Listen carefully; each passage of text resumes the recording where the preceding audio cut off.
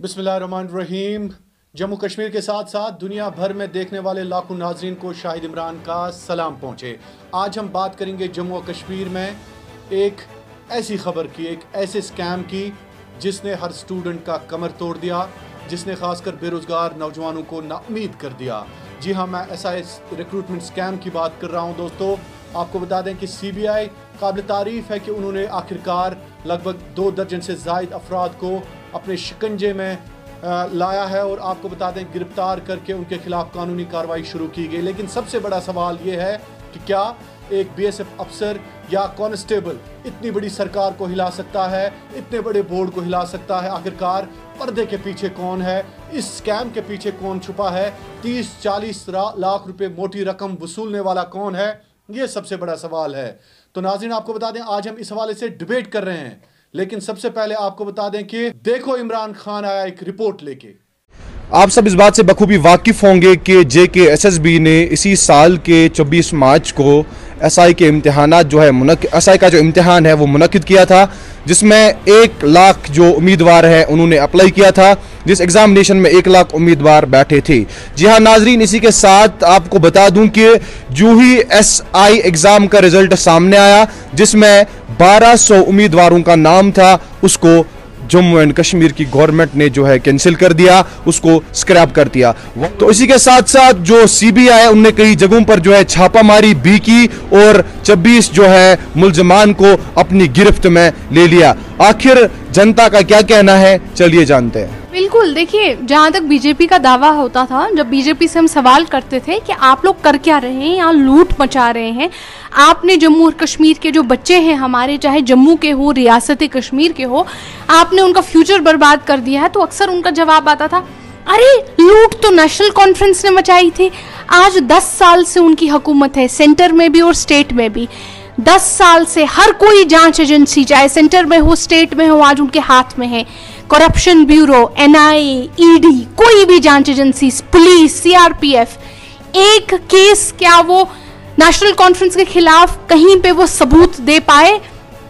तो बाकी हमारी गुजारिश है यहाँ के लेफ्टिनेंट गवर्नर से और वजीर आज़म हिंद से, आप कश्मीरी लोगों के साथ सौतेली माँ का सलूक मत कीजिए। इससे यहाँ के लोग और नाराज़ होते हैं। ये इसी मुल्क के लोग हैं, इसी मुल्क के बाशिंदे हैं। जैसा हक बाकी लोगों को मिलता है, वैसा ही हक यहाँ के लोगों को मिलना चाहिए। तो इमरान खान, आपका बहुत बहुत शुक्रिया। ये रिपोर्ट आपने इफरा जान के साथ साथ अपनी पार्टी के लीडरान से भी बात की। अब हम आज के प्रोग्राम की शुरुआत करते हैं डिबेट में। आज हमने दावत दी है पीपल्स कॉन्फ्रेंस के तर्जमान उमान वानी और मोहसिन खान जो PDP से हैं, और एक आम एस्पिरेंट, आम स्टूडेंट जिसने ये लड़ाई लड़ने का वादा किया है और ऐलान किया है, ऐलान जंग किया है, मोहम्मद खालिक जम्मू से हमें ज्वाइन कर रहे हैं इस प्रोग्राम में। मोहसिन साहब, आप तक मेरी आवाज आ रही है? जी जी जी। मोहसिन साहब, आपका बहुत बहुत शुक्रिया। और हमारे साथ मौजूद हैं, माफ कीजिएगा, PDP से मोहसिन खान साहब हमारे साथ मौजूद है, और PC से हमारे साथ मौजूद है उमान वानी साहब। उमान वानी साहब, आपका भी बहुत बहुत शुक्रिया। थैंक यू, शुक्रिया।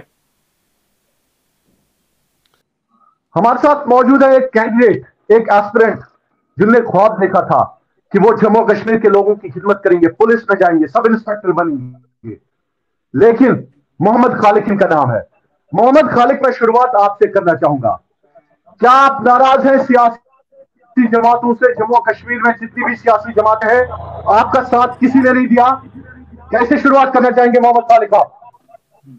सबसे पहले जनाब मैं आपका शुक्रिया करना चाहता हूं कि जो हमें ये प्लेटफॉर्म दे रहे हैं अपनी आवाज़ को बुलंद करने के लिए। दूसरी चीज़ ये है सर कि अगर यहाँ की जो वर्तमान की सरकार है वो ये दावे करती है कि हम ट्रांसपेरेंसी से हर चीज़ को करना चाहते हैं और लोगों को रोज़गार देना चाहते हैं और स्टेट के वेलफेयर के लिए कोई काम कर रही है, लेकिन वो दावे जितने भी हैं वो खोखले साबित हो रहे हैं।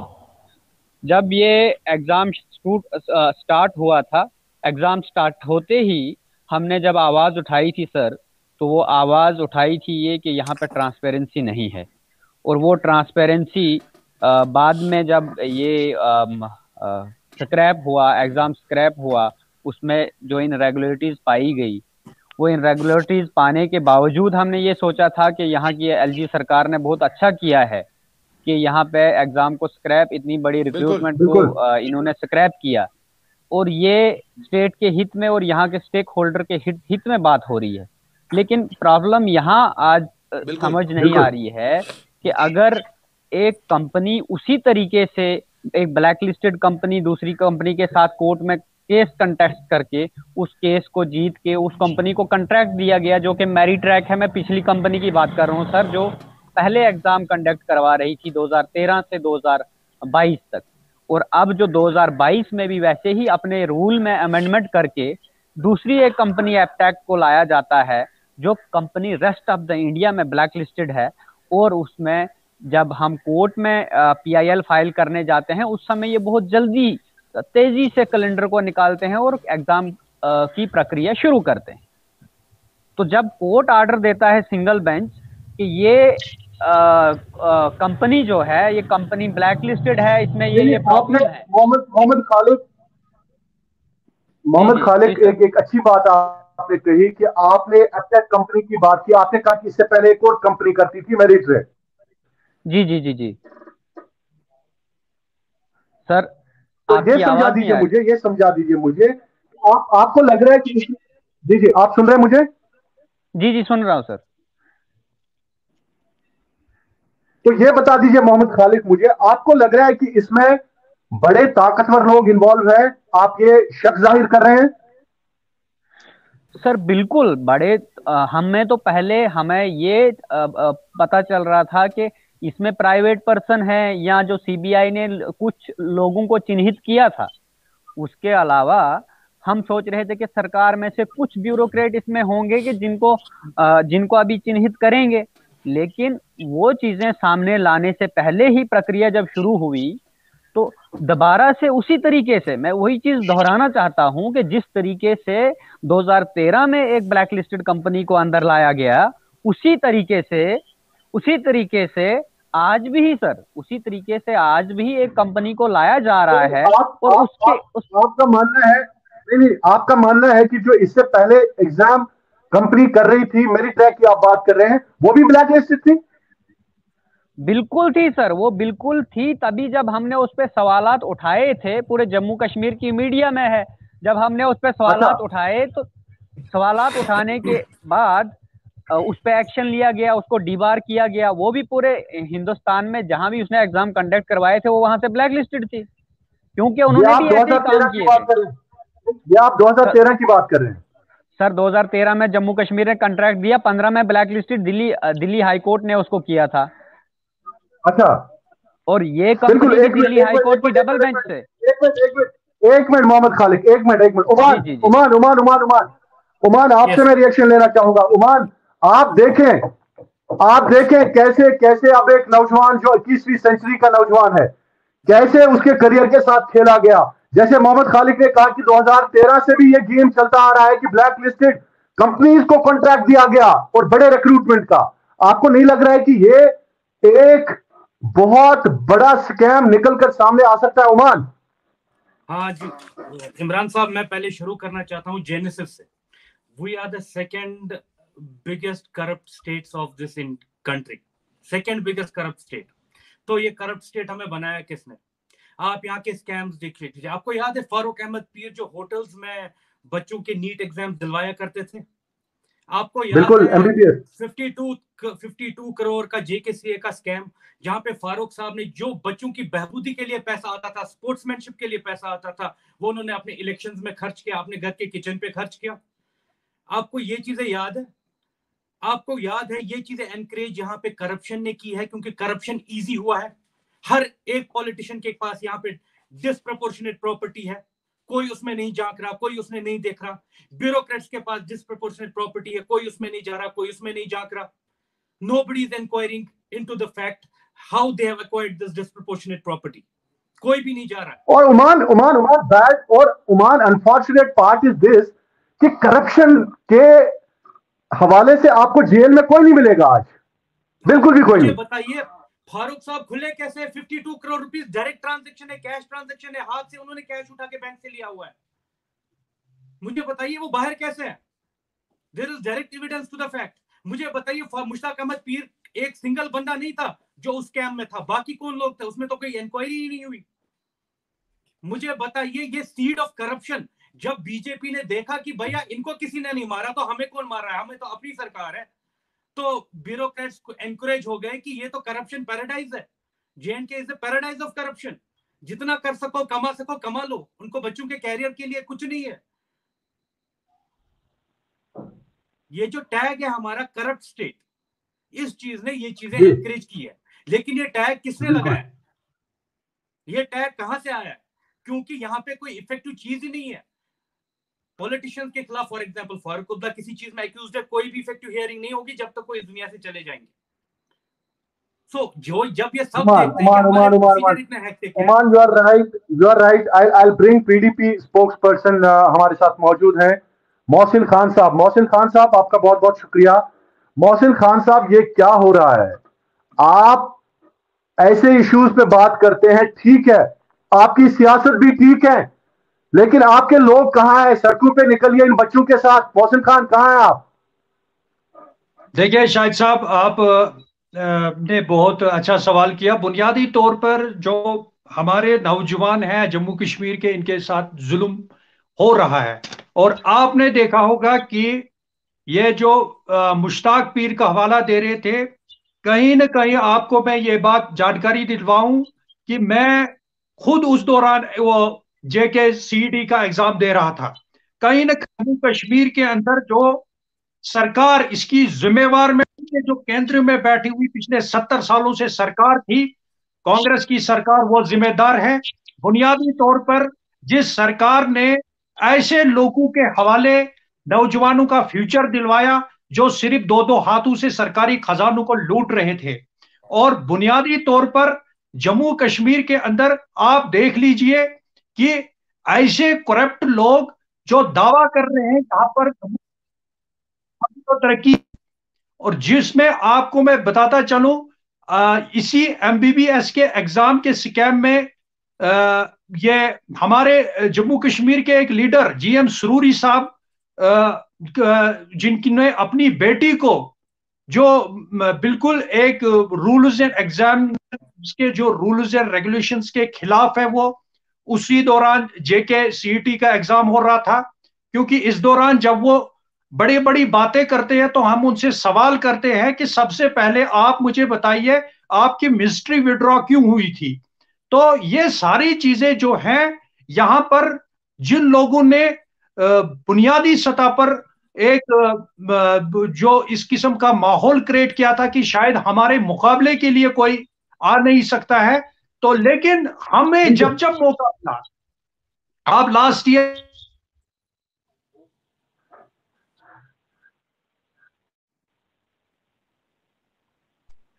जब एग्जामिनेशन हॉल में बिठाया गया तो वहां पर जो है कि 2 बिल्डिंगों में सेंटर्स थे एग्जामिनेशंस के, इनके जो प्रोफेशनल एग्जाम हो रहा था मेडिकल कॉलेज में। एक बिल्डिंग के अंदर जो है पूरी तरीके से बच्चों को इस तरीके से इस्तेसाल किया गया, उनके सिस्टम्स, एग्जामिनेशन का टाइम स्टार्ट हुआ और बंद रखे गए। मैं उस जगह पर पहुंचा जिस प्रकार से आपने बताया कि आप आवाज, मैं वहां पर पहुंचा, मैंने उनकी आवाज वहां पर बुलंद की।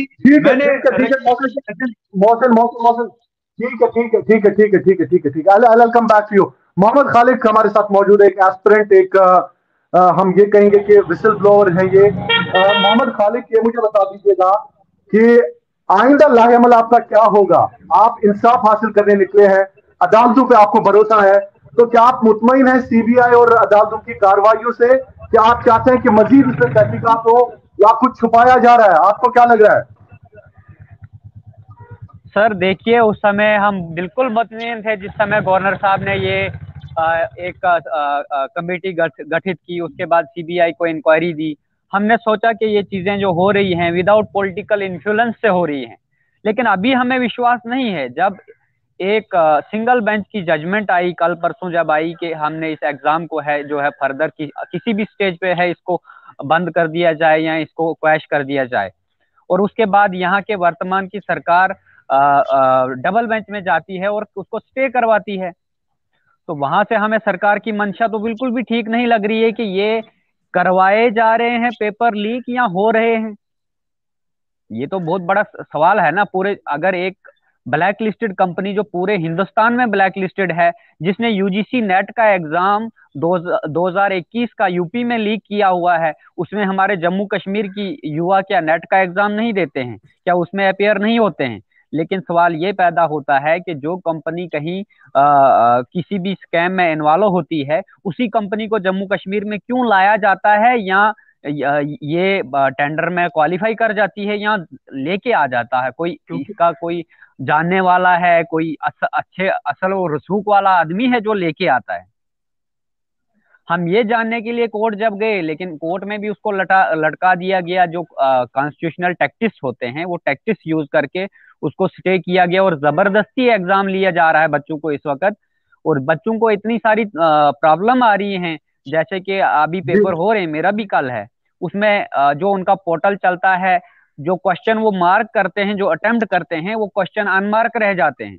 इवन जो पीछे एक एग्जाम इन्होंने 29 को करवाया, वो एग्जाम होने के बाद बच्चों ने ये भी किया कि 2 वेबसाइटें ऐसी आइडेंटिफाई हुई, वहां से क्वेश्चन कॉपी पेस्ट थे।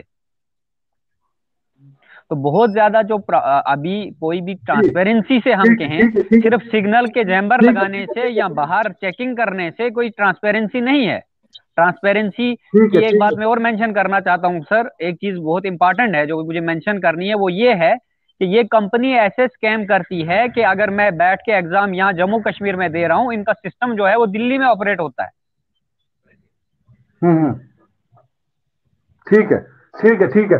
उमान उमान उमान उमान उमान आपके पास मैं आना चाहूंगा। आप एक पार्टी को रिप्रेजेंट करते हैं, और लेकिन उमान, आपकी पार्टी की जानिब से भी कोई ह्यू एंड क्राई इस पे नहीं है। क्या आप स्कैम्स के या रिक्रूटमेंट स्कैम्स के हवाले से सीरियस नहीं है?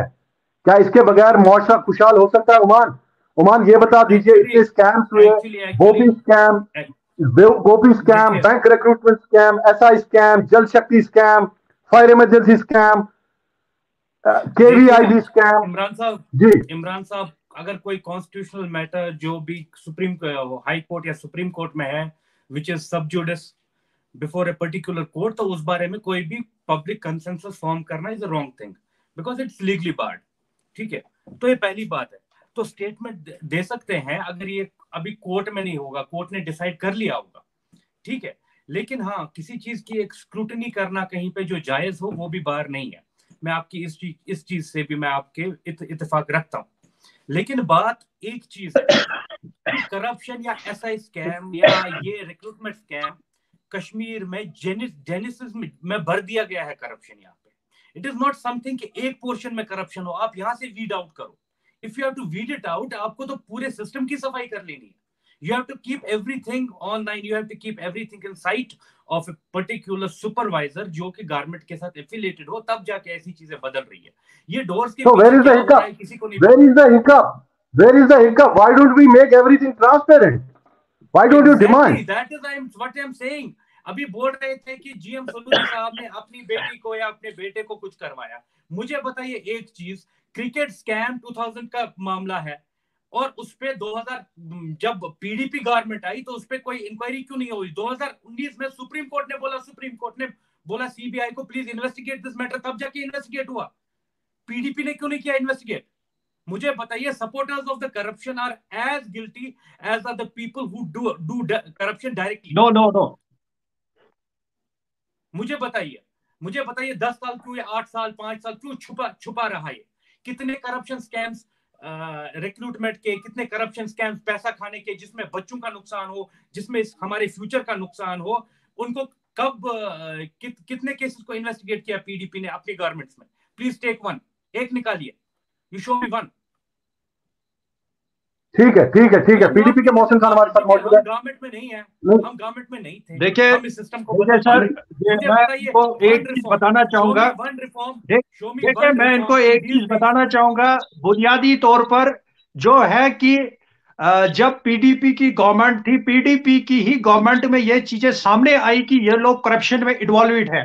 लेकिन बात इस तरीके से है, अभी इन्वेस्टिगेट चल ही रही थी और इसमें कहीं ना कहीं ये सब लोग इन्वॉल्व थे, चाहे उसमें जितने भी आपने नाम लिए, चाहे रिक्रूटमेंट एजेंसीज के या लैंड माफियाज के, इन सब लोगों के नाम उसमें आ रहे थे। और बुनियादी तौर पर वो पीडीपी ही है जिसने सुप्रीम कोर्ट के सामने भी दस्तखत दिए और जम्मू कश्मीर के अंदर भी इस बात को हाईलाइट किया कि जम्मू कश्मीर के लोगों के साथ जुल्म हो रहा है और इस जुल्म को करने वाले ये लोग हैं जिन्होंने पिछले 40 सालों से जम्मू कश्मीर के लोगों को गुलाम बनाकर रखा था।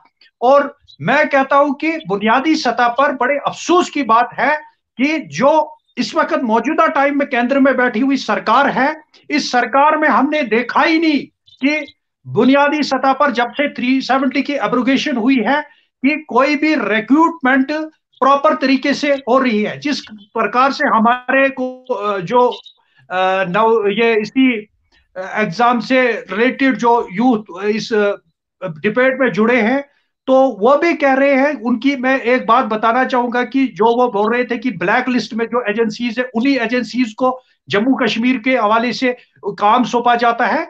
उसमें यह है केंद्र में बैठी हुई सरकार जो है वो जम्मू कश्मीर को लिबर्टी के तौर पे देख रही है। वो जम्मू कश्मीर के अंदर हर तजुर्बे के जो तजुर्बा उनको पूरे हिंदुस्तान में करना होता है, शुरुआत वो जम्मू कश्मीर से करते हैं, क्योंकि इस सरकार की बुनियादी कोशिश है कि मुल्क को बर्बाद कर। आपने मोहसिन आपने आवाज क्यों नहीं उठाई? अगर ये ब्लैक लिस्टेड कंपनी है तो आप क्या कर रहे थे असेंबली में? आपने आवाज क्यों नहीं उठाई आज तक? आपके एमएलए कहां थे? आपके एमएलए देखिए, जब तक हम असेंबली में थे शायद साहब आप भी कवरेज करते थे। जब तक हम असेंबली में थे हम डंके की चोट पे बात करते थे। तब तक जिस वक्त हम हुकूमत में थे, किसी ऑफिस में किसी की मजाल नहीं थी कि हमारे गरीब और मजलूम के साथ उसका जेब काटा जाता। लेकिन जब से हम हुकूमत से बाहर निकले तभी जाकर यहाँ पर पॉलिटिकल पार्टीज भी प्रॉक्सीज बनने लगे, तभी जाकर जुल्म का एक उमान ये कहते हैं कि हम जब तक थे हम होली थे, हम पाक दामन थे। उमान 2012 में मुश्ताक अहमद पीर को पकड़ा गया। 2008 तक तो इनकी गवर्नमेंट थी जिसमें भी वो डोपी में ही था, तब क्या वो स्कैम नहीं कर रहा था? नंबर दूसरी बात, मुझे आप इतना बताइए, ये बोल रहे हैं कि हमने इतना किया, एक एग्जाम, एक अकाउंटेबिलिटी रिफॉर्म दिखाइए जो इनकी गवर्नमेंट में आया हो जिससे कोई भी अकाउंटेबिलिटी आई हो। जस्ट शो मी वन अकाउंटेबिलिटी रिफॉर्म, इधर इन एसएसआरबी और जेकेपीएससी, दोनों में से किसी में भी दिखाइए। वही चीजें जो होती रही है वही आज भी हो रही है। मुझे देखिए, बुनियादी तौर पर अगर आपने देखा है कि जो ही मुफ्ती साहब जम्मू कश्मीर के अंदर उन्होंने सरकार बनाई, फास्ट ट्रैक रिक्रूटमेंट हो रही थी जम्मू कश्मीर के अंदर। एक नौजवानों को एक मतलब किरण नजर आ रही थी। रिफॉर्म आपने क्या किया? रिफॉर्म क्या किया? देखिए, आप मैं उमान जी से बोलता हूँ कि आप एनालिसिस करके देखिए कि 15 और 16 में नौजवानों को रोजगार मिला। Mohsin, listen to me, you should be thankful to governor Sinha. You should be thankful कि पहली बार जम्मू कश्मीर में किसी रिक्रूटमेंट को कैंसिल किया गया। पहली बार I think it has happened. देखिए ये जब तक हम शाहिद साहब, मैंने आपको क्लियर किया, जब तक हमारे हाथों में था हमने कभी भी किसी भी नौजवान के साथ जुल्म होने नहीं दिया। लेकिन ये लोगों ने बुनियादी सतह पर जो दिल्ली से पूरा लेसन नागपुर में उनको कोचिंग कराई जाती है कि आपको जम्मू कश्मीर के अंदर किस तरीके से चलना है और जम्मू कश्मीर के नौजवानों को किस तरीके से सपने दिखाने हैं। मुझे भी बड़ा अफसोस होता है कि ये नौजवान जब अप्लाई करता है किसी पोस्ट के लिए, दिन रात ये मेहनत करता है, लेकिन जब इसकी मेहनत पे पानी फेर दिया जाता है तो हमें भी बड़ा दुख होता है, हमें भी बड़ा, क्योंकि ये लोग भी हमारे जैसे नौजवान हैं और हम जैसे नौजवानों पर इन लोगों को सही कर दीजिए। देखिए मोहसिन खान, कुछ नहीं होता है, नागपुर से कुछ नहीं होता है। नागपुर भी अच्छा है, लाहौर भी अच्छा है, इस्लामाबाद भी अच्छा है, दिल्ली भी अच्छी है। कुछ नहीं होता है, सिर्फ आप अपने इलाके को सही कर दीजिए, आप अपनी सियासत को ठीक कर दीजिए, आप अपने इंटेंशंस को ठीक कर दीजिए, आप अपने इंटेंशंस को ठीक कर दीजिए। हम बिल्कुल साफ है, क्योंकि जम्मू कश्मीर के अंदर जगह जगह हर चौपाल, हर दहलीज की कवरेज करते हैं। आप देख सकते हैं कि जब चाहे महबूबा जी का टाइम रहा, चाहे मुफ्ती साहब का टाइम रहा, जम्मू कश्मीर के अंदर डेवलपमेंट के एतबार से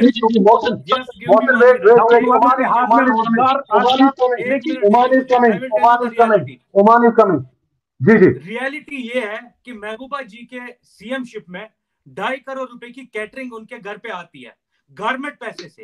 रियल आप उस बताइए 2.5 करोड़ के पैसे से जिसमें कैटरिंग आती है, पर्दे, कप्स, तो आप मुझे बताइए उस अमाउंट से कितने बच्चों का रोजगार बन सकता है? तो 2.5 करोड़ में आपने मैं उमान जी को एक बात बताऊंगा, सेक्रेटरीट के लिए तो सरकार की रिस्पॉन्सिबल है। ये सेक्रेटरीट के लिए जो पैसा खर्च होता है वो थोड़ा उन्होंने अपने घर में लगाया, वो सरकारी बंगलों के लिए है, वो सरकारी लोग इस्तेमाल कर रहे हैं। ये आप ब्लेम मत लगाइए, फिर ब्लेम जो है वो सजाद लोन साहब है जो दिल्ली के पैसे पे चल रहे हैं। वो घर छोड़ने को तैयार नहीं था, वो सुप्रीम कोर्ट की जजमेंट 2018 में आ गई। कॉन्स्टिट्यूशन की इज्जत करते हैं हम, कॉन्स्टिट्यूशन की 50 करोड़ रुपए 2 बंगलों पे खर्च हुए। हम आपको आप एक समझ सकते हैं, हम Indian constitution, let me complete it, हम एक इंडियन कॉन्स्टिट्यूशन की रेस्पेक्ट करते हैं। हमें ऐसा कुछ नहीं है, हमें बंगले खाली करने से कुछ नहीं होगा, क्योंकि जम्मू कश्मीर के अवाम हमारे साथ है। और बुनियादी सतह पर मैं आपको क्लियर कर दूंगा, किस चीज के लिए थे, रिश्ते तो आने नहीं थे यार। वो जनाब बताओ, देखिए सर, मैं आपको क्लियर स्टैंड के साथ कहूंगा कि आप लोगों के पास बचा कुछ नहीं। अब आपने वो सरकारी सेक्रेटरीट के लिए थे और हमारे मिनिस्टर साहब जहां पर बैठते हैं, आप विदाउट लॉजिकल ये ब्लेम नहीं लगा सकते हो किसी ऐसे लीडर को जिसने जम्मू कश्मीर को रिप्रेजेंट किया हो, उस पर आप ब्लेम नहीं कर सकते हो। ये उस बंगलों की कैटरिंग है जहां पे Mohsin Numan, please, I'll continue this debate tomorrow. I am running short of time. Thank you for your valuable time, Mohsin Khan from PDP and Uman Wani from People's Conference. Thank you both of you for joining me on this debate. I really appreciate. तो नाज़रीन, हम आज बात कर रहे थे खासकर SI recruitment scam के हवाले से, किस तरह से ये स्कैम हुआ आखिरकार। अगर इस बोर्ड के सरबराह होते हैं, अगर इस बोर्ड के मेंबर्स होते हैं, तो ये स्कैम हुआ तो हुआ कैसे, ये बड़ा सवाल है। जो बड़ा सवाल जम्मू और श्रीनगर के लाल चौक में इस वक्त गश्त कर रहा है, एक आम गरीब इंसान पूछ रहा है, एक आम शहरी स्टूडेंट पूछ रहा है कि ये स्कैम, इसका जवाब हमें मांगना होगा डिप्टी गवर्नर मनोज सिन्हा से, इसका जवाब हमने मांगना होगा दिल्ली की सरकार से, बीजेपी की सरकार से। आपको जवाब देना होगा, हम सवाल ज़रूर पूछेंगे आगे भी। बहुत बहुत शुक्रिया आपका, अल्लाह आपका हामी और नासिर।